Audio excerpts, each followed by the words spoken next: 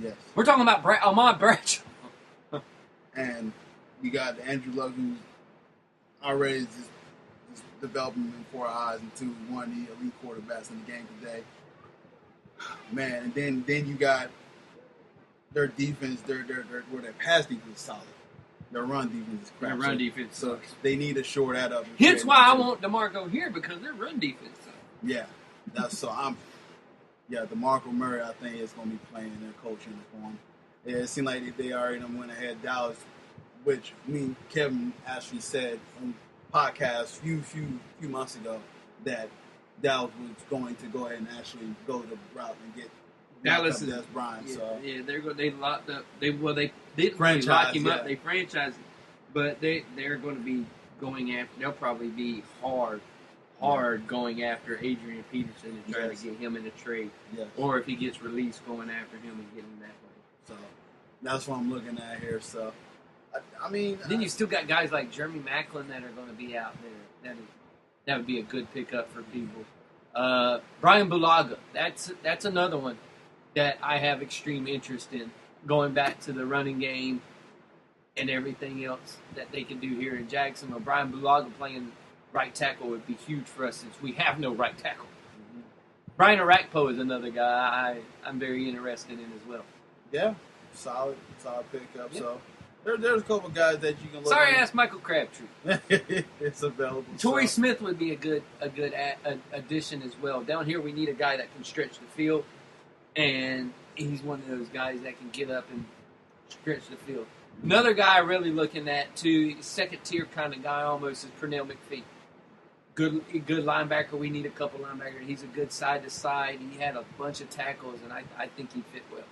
What about Byron Maxwell? What you got with him? Byron Maxwell, I'd love to have him here, but we're already coming out the wazoo with corners. But I would like to have him here. He'd be a solid starter and give one of our guys able to go to the nickel position would be great, and we'd have a solid thing. Another guy I'm really keeping a close eye on as to what happens with his situation with the NFL and everything is Greg Hardy. Tremendous rumors started to go around Jacksonville that he may be getting linked to, but I think it all depends on what they say about how many games is he going to be suspended. Right. So that's one of those to keep an eye on. All right. But I think that's why he's so low in the rankings is because no one knows yet. Yeah. But if he got cleared and everything, and they don't give him a huge suspension, he shoots up the board. Gotcha. In a lot of people's minds. All right. But I think we'll end up going defensive in the draft. Switching that, because around this time there's always a lot of veterans that get cut. A lot of them. Yeah, a lot of them. And it's some names have been surprising, just to say the least. But just name a few. You got Lamar Woody, Reggie Bush, Trent Cole, Pierre Thomas, Daryl Dockett. Daryl Dockett went to today. He signed with the 49ers. Yes, the 49ers. So I guess the question I want to ask you, Kevin, because this is something where you can actually, fill up a roster with some of these talent here as well. So yeah, I know they're old, but would you like some of these guys on your team? Is there one particular guy that you like to see? Not really, because they're so old. The bad thing is here, we're all going young. Mm-hmm. So everything here is trending toward young. The one guy that was on the list that got sent away, Harry Douglas is the one guy I really like off of the list. But all of these guys a lot of these other guys are just so old that really, if you want to bring them in, they're going to be here for a year and then gone. So really none of these guys. Although every single person on every board, whenever somebody gets dismissed, bring him in. No. Bring him in. So. How about we bring him in? No. You bring in guys like this if you're established and you need pieces. Right. That's it. Yeah, bring him in. And that's for me. I mean, I'll definitely like to see some of these young talent like AJ Hawk would be a halfway decent guy I would look into, but other than that, man. I mean, honestly, I would like Brian Hartline to be picked up by Broncos. Yeah, good cheap. I mean, he's 2 years removed from the 76 catch, 1,000-yard season. So I mean, he still got something left in the tank, and who knows? And Miami was dumping salary like a bitch. Yeah. They were like, get in. I mean, Oh, you got Ted Ginn, who you don't want to start on him, Yeah. huh? So, but I mean, Why? So he can injure his foot? so, I mean, Reggie Bush is available. He's someone that can probably not give you a couple carries every now and then on the slot. So there are some interesting names that you can probably pick up if it's your team. That's the reason why you get cut. So, all right, let's go to the buy sell. And we'll I just remember when he got drafted. Lee Corso was like, "What? Really?" All right, Russell Westbrook named Western Conference Player of the Month, and there's been a lot of MVP discussion. Oh, basketball. So, buy sell that he's rightfully deserving his MVP talk. No buy. He's had too many triple doubles. Now he's getting able to play his position. Now he's actually playing it well. Now he's actually playing like a point guard. He's dribbling the ball a little bit, doing some other. I still think he shoots too damn much. I think so too. Yeah. But he's starting to get other people involved in stuff too, especially when Durant's been out. So he's kind of doing what Durant did last year, and he's giving them that push to where they can get into the playoffs. Yeah, I'm buying it too. He had a player efficiency rating of 34.6 in February, 31 points a game, 9 rebounds a game, 10 assists. That's near Oscar Robertson numbers. Yeah, it was nuts. It was nuts. I mean, we know Robertson did it for a whole season, but this is for a month. It's still impressive in this day and age. Well, now for a month, we're surprised. Right. We're like, right, that you can do that. And this guy who's 6'3", 6'4", especially a guy that's usually a ball hawk. Yeah. You're Philadelphia. He dropped 49, 10, 16, Portland 40, 11, 13, 11 assists, 13 rebounds. That was the surprise one. Yeah. It was really Philadelphia, Phoenix, Indiana. Yeah, Phoenix 39. Hell, Victor Oladipo threw up 36. freaking 36 on Phoenix last night. Then Indiana. Was it last night? Yeah, last night. Yeah. Indiana 20, 10, 11. The thing about Philly, though, he did get that, which was impressive, but he let Isaiah Cannon drop 31 on him. So, I don't know. You might want to. Yeah, he just said screw the defense there. So, I'm buying it, man. He deserves his MVP talk. And, I mean, would I be okay if he actually wins it? I mean, I don't know, because you got Steph Curry and James Harden, who is also playing so well. Their team is actually really one of those teams that could contend for a championship. Who knows to say what Westbrook and Durant could do when they get in the playoffs as a 7 to 8 seed, whatever they may be whenever the season ends. But they'll make it though. But I'll tell you what, man, the heavy criticism of Russell is, he is playing out of his position. I mean, these assist games where he's doing everything. He's doing it all. He's rebounding too, and he, like you said, he finally realized that's what he needed to do. He had a facial fracture. He finally realized that's what he needed to do, and now he doesn't have that guy behind him that can come in and relieve him of that stuff. So now he's having to do more with Jackson being gone. I think that has a lot to do with it too. Jackson's gone now, so they're relying more and more on him. Right, but I'm so impressed with Russell, and I want to ask you, man, what if they go this route and I still think you do that. And Kevin Durant, just hypotheticals, don't get upset. Kevin Durant's gone. Kevin Durant will leave.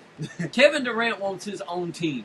Now with people thinking that Russell Wilson is better than Kevin Durant, you're going to end up seeing it where he's like, I'm out. So it's time for me to go explore greener pastures. Would OKC still be okay building around Westbrook? Would you think so now, or yeah, go ahead.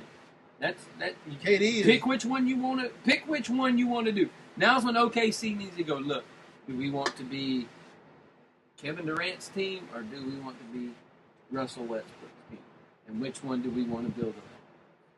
Now's when they have to do that. They have to do that decision. Well, that's a hard decision to make, ain't it? Which one did you? Not in my mind, it's not. But for them, that's what they got to do now. They got to make that decision. Yeah, it's tough, man, because Russell is putting a lot of pressure on that franchise now to really make a decision. Because you can usually find a couple of guys that can do Russell Westbrook stuff. You can't find a lot of 16 guys that can do Kevin Durant stuff. So you got to base yourself. Which one would you rather have? Yeah. Thank God it ain't up to me. I'd rather have Kevin Durant. in a heartbeat, I would rather keep Kevin Durant. Because Kevin Durant, I know he's been injured on and off, but to me, he's more durable than Russell Westbrook. Russell Westbrook's game does not translate to staying healthy to me, where Kevin Durant's game kind of does. Yeah. So that's who I would keep. And that what scares me. That's man, on them. That what scares me with this whole situation, because Kevin Durant, he still shoots pretty well, and he's going to have longevity in his career. Pretty much like Chris Bosh. I mean, besides the whole thing, but his longevity, he's protecting himself where he's... As long as he don't have clocks. Yeah, as long as he don't have clocks. But Chris Bosh is one of them guys, you know what, he still can shoot. He's going to be around to his... That's the last thing to leave you, you jump shot. Right, so I believe, like, Kevin Durant, he can protect himself, and wherever, if he stays with the Thunder, great. I mean, we all just speculating here, but I just... Russell is putting a lot of pressure. He's doing pretty darn well. It's going to be what OKC decides they want to do with it. They need to make their decision. Right. All right. Dominique Wilkins on it with a statue outside Phillips Arena.